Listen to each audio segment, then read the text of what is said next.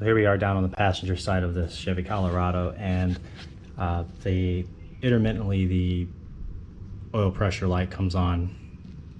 Doesn't affect anything to do with the engine. Runs smooth. They shut it off and it goes back off again. So, you know, just a quick inspection. Got underneath here.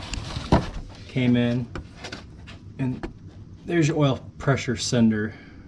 It's your oil pressure sensor, your sender unit, whatever. Now,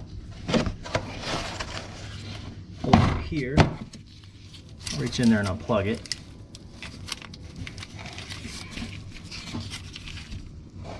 See all that? Just dripping with oil.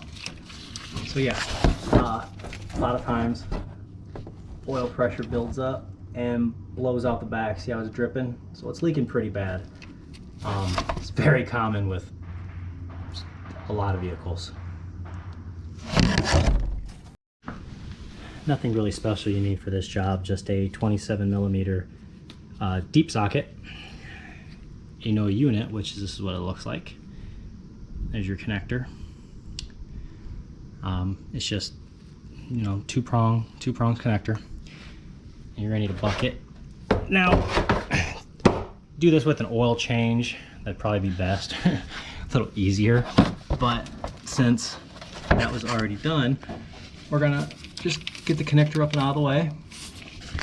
Let me see if I can show you better. That's what it looks like.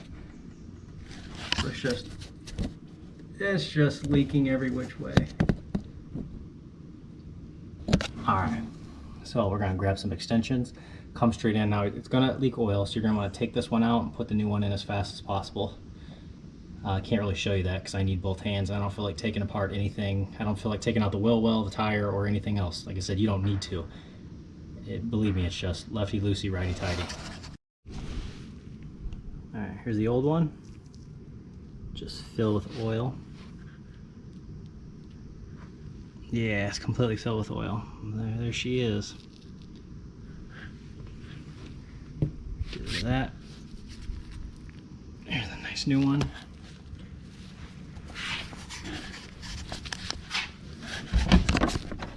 You're gonna be sideways.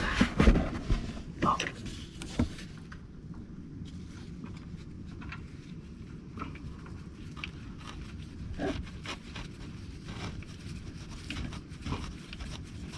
Threaded in my hand, and just for ease I used a 8-inch and a 6-inch extension. And how I like to dry out that connector is I like to just wipe it up with the paper towel, and then I'll take like some compressed air and blow it out, and you'll see how much oil flies out of there. But that's how I do it. I just do it over and over and over again so no more oil flies out. The connector only goes on one way, so it's not like you can put it in backwards.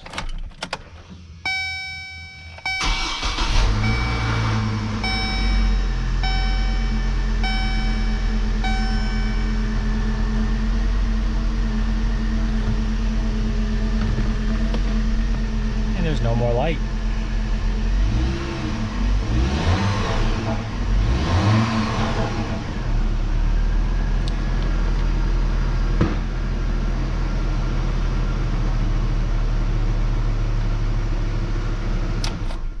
So that's how you replace the oil pressure sender unit on this Chevy Colorado.